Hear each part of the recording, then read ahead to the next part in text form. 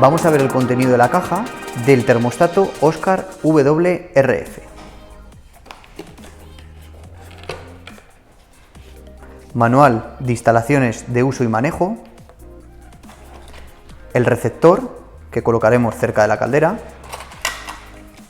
el emisor con soporte para poder colocar donde queramos,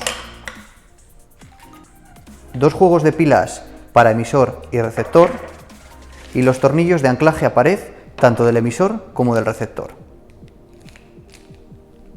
Para conectar los cables dentro de la caldera, lo primero que debemos hacer es quitar la carcasa frontal. Para quitar la carcasa frontal, lo primero que haremos es aflojar los dos tornillos de la parte inferior.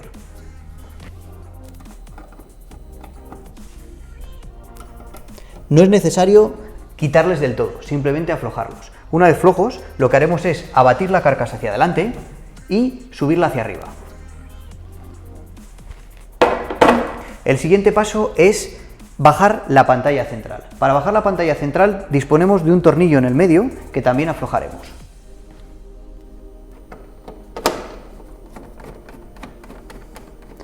Una vez flojo este tornillo, lo que haremos es abatir la pantalla hacia adelante.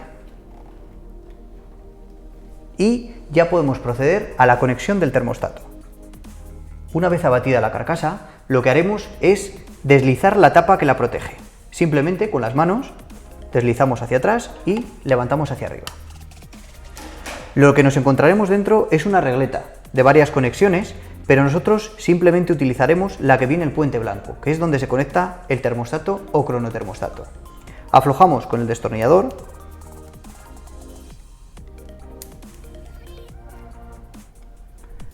y eliminamos el puente.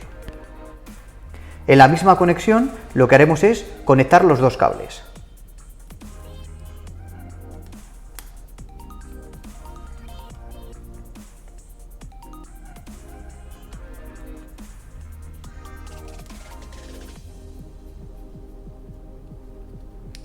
Una vez que estén correctamente fijados, lo que haremos es volver a colocar la regleta en su sitio. Para ello, en la parte izquierda disponemos de una pequeña hendidura que es por donde pasarán los cables, de tal manera que no nos estorben a la hora de cerrar la tapa. Y posteriormente la regleta tiene un anclaje para poderla colocar. Simplemente bajamos los cables y posteriormente volvemos a poner la tapa para cerrarlo. Vamos a conectar el receptor con la caldera. Para conectar el receptor con la caldera, lo primero que debemos de hacer es separar la base de la carcasa. Simplemente, igual que hemos hecho con el termostato, mediante la presión de los dedos, lo separamos en dos. Por un lado nos quedará la base, en la cual vamos a conectar los cables, y por otro lado la carcasa, que posteriormente pondremos las pilas. En la base nos encontramos una tapita de color blanco, que debemos de quitar el tornillo.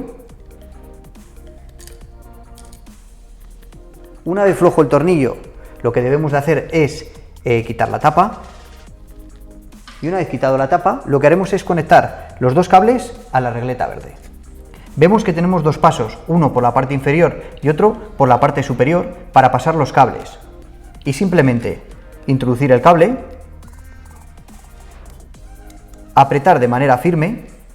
Es muy importante que no se queden cables ni restos para que la conexión sea buena. Una vez que hemos hecho la conexión, volvemos a conectar la tapa para proteger la unión. Simplemente colocarla y volver a colocar el tornillo.